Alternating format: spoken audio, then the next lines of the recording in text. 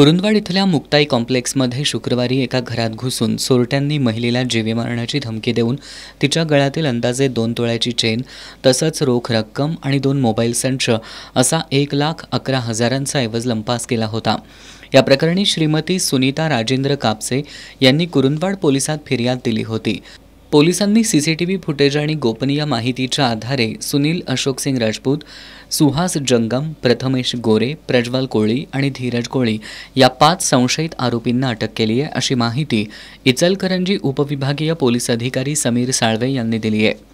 प्रथमेश उर्फ गणेश शिवाजी गोरे, प्रज्वल कोळी, धीरज कोळी यांना Kurundwad police ठाणेकडील डीबीची team आणि एपीआय फडणीस यांनी ताब्यात घेतलं। त्यांच्याकडे चौकशी केली असता त्यांनी सदर गुन्ह्याची कबुली दिलेली आहे आणि हा गुन्हा या फिर्यादी सुनीता कापसे यांच्या शेजारी राहणारे सुनील राजपूत आणि सुशांत जंगम यांनी दिलेल्या टिपवरून या आरोपींनी केला असल्याबाबत तपासात निष्पन्न झालेला आहे।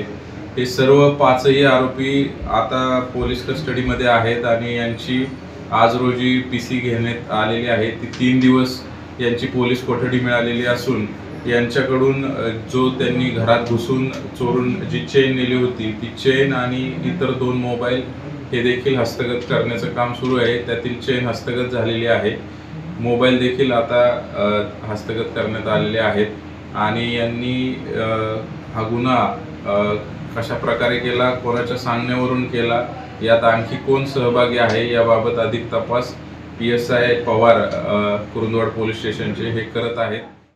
5ही संशयितांना न्यायालयानं 3 दिवसांची पोलीस कोठडी सुनावली आहे।